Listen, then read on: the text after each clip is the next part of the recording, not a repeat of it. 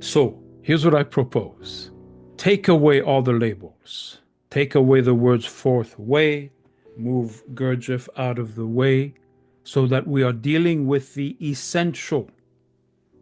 The essential is what you are applying and living organically from these ideas. So these ideas don't belong to Mr. Gurdjieff to a point in time.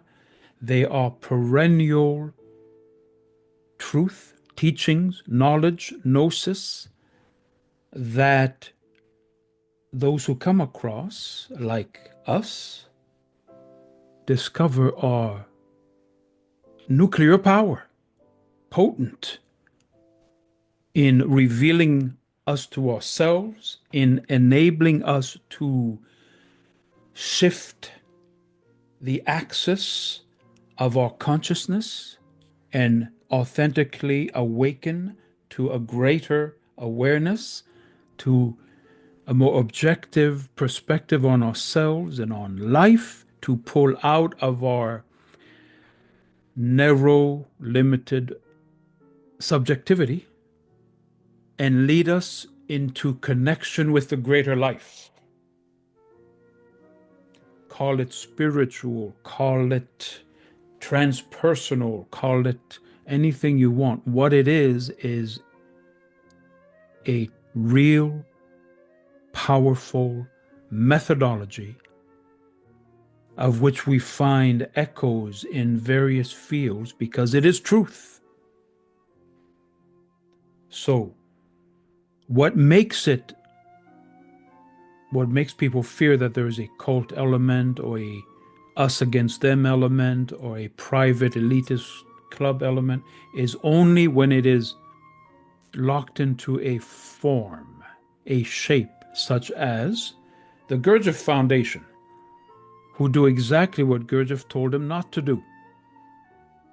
Take the messenger for the message.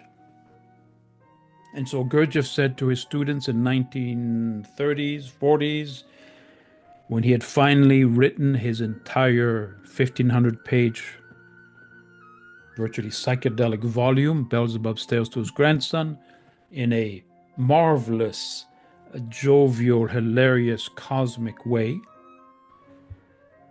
that they have to read it 3 times. And he would make his poor intellectuals sit there, crammed together in his apartment in Paris, spend 3 hours in silence listening while he watched them and probably smirked. Is anybody going to think for themselves? And so what happens? He literally said somewhere he was always looking for the resistance. And they all just laid themselves down at his feet because he was such a charismatic powerhouse. But he wanted the real thing, and he was trying to give us the real thing. And what happens? What is it, 75 years later? They're doing exactly that. They're reading Beelzebub's tales to his grandson, to each other, to themselves. That's right. Instead of waking up, observing themselves, pulling out of negativity, seeing the toxicity of it, not identifying and being in a hypnotic state towards stimulus response, not being victims of their mechanical reactivity, which is the work. So wonderfully expressed by Maurice Nicole. Thank heavens for him, because Ouspensky was such an intellectual that it was lost in diagrams and complicated, convoluted things of no real significance, except for intellectuals who are imbalanced in their nature, when Gurdjieff's point was we need to become more balanced, and can't get enough of these convoluted ideas of creation and hydrogens and etc. When it comes right down to what you are practicing, what we speak about, which is how do I get out of ego? How do I stop being petty? How do I discover compassion, mercy, unconditional love, non-judgment? All of these are now accessible through these teachings, these methodologies that originate or certainly are found at the heart of ancient Christianity, which means what? In the context of Yeshua, who is agape love. And quite possibly even more ancient, Lao Tzu reveals something, but nobody had the specificity of Jesus of Nazareth in calling us to awaken. Ultimately, not my will, but thy will. What does that mean? Transcending oneself, self-sacrificial love, love of the higher, of the good, of the beautiful, which we find in Greek philosophy on some level, but not to the intensity of that extraordinary witness of lovers of God who love humanity and enter the joy of the Master, Rumi. So all of these magnificent examples of real spiritual living are rooted in this purification that we do through self-awareness, through use of attention, through enabling our will to make efforts that it wouldn't ordinarily make to come out of captivity. That's what this is. And you can label it something, put a title on it, categorize it, put it in a drawer somewhere, whatever. It is a living thing. And it doesn't belong to a group, a cult, a religion. It is a gift to humanity for reaching our true potential, for becoming who we were meant to be, for finding our authentic self and maturing in the most expansive way to be blessings in this world, to truly make contact with what is greater than us, to rise out of the basement of ourselves, the heavy energies, the confusion that society, our environment, the mistakes of others have done to us, that we may breathe a refined air in which spirit is encountered. So what is the purpose? What is the aim? What is the result? Where are we going with these ideas? Okay. We discover these radical, fundamental perspectives in these teachings that human beings are living in a state of waking sleep, half hypnotized, half in a dream state of living in their own imagination, in their worries, in their many thoughts, instead of being present. So this is about becoming present to our existence. We hear that human beings are not one. Even if there's just one of us in the mirror, our psyche is fragmented, full of contradictions, of which we are completely unaware most of the time.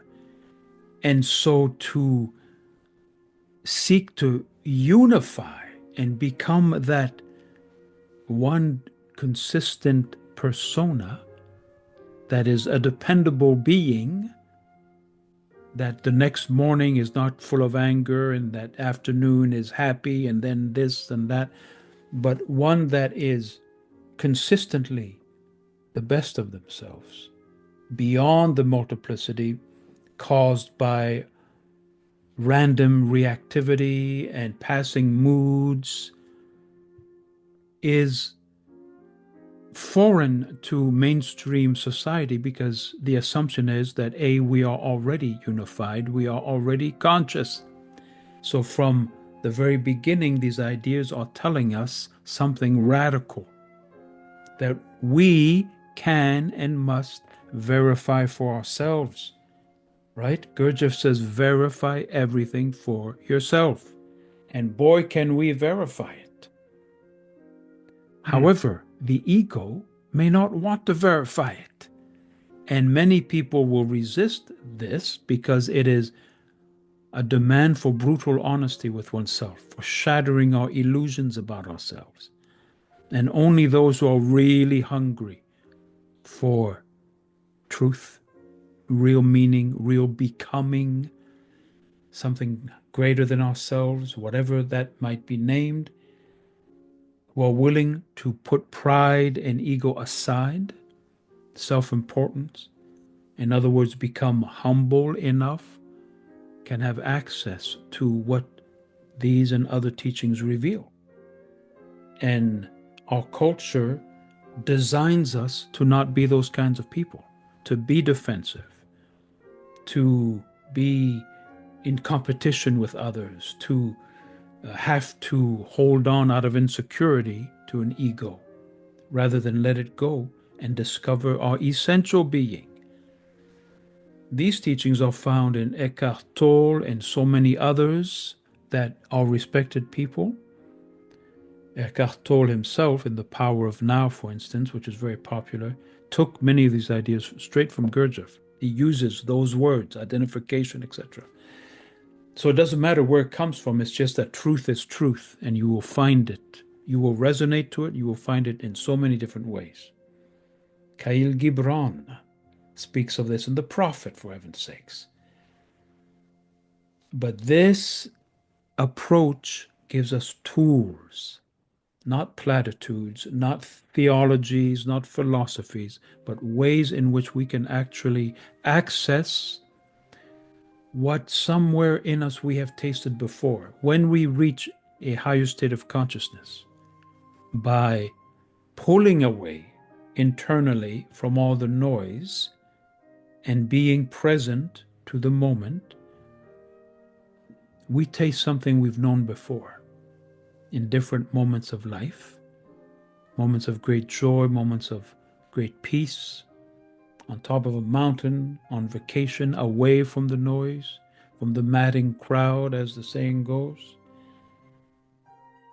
And what these teachings offer us are ways to have them more frequently, longer periods of time,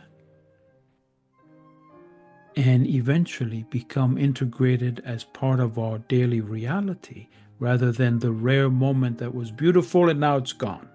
And now we're back to the normal, old patterns and familiar ways. And now we know that these efforts of self-observation, watch of the heart, these efforts of non-identifying create neuroplasticity. We can rewire our patterns and really become holistic, healed people, not stuck in whatever neuroses life has created in us.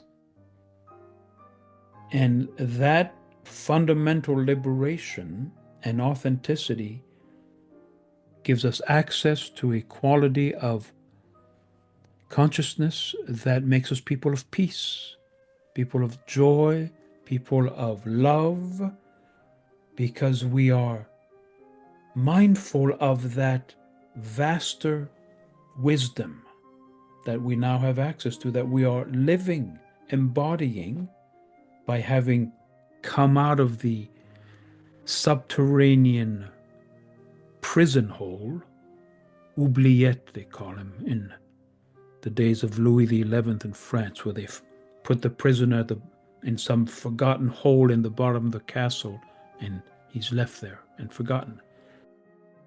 Those depths of darkness that we live in our subjectivity, in our lack of care for others, in our constant self-interest or survival needs, to come out of that, to rise up to the light, is to mature and expand and find fullness of living, which is our birthright. So it's not some weird mystic thing. It's what is available to us if we have some understanding of how to live with a purer relationship to things, how to free ourselves from that which was generated in infancy, the narcissism of early life, me, me, me. So this is where we're headed, to something that belongs to us,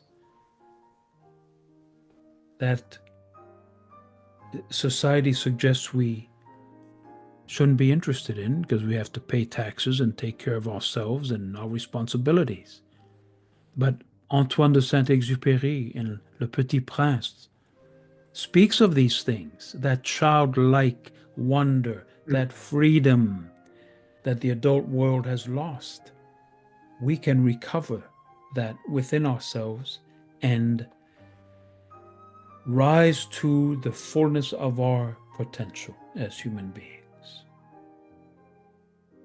That's what this work, this inner work, offers us.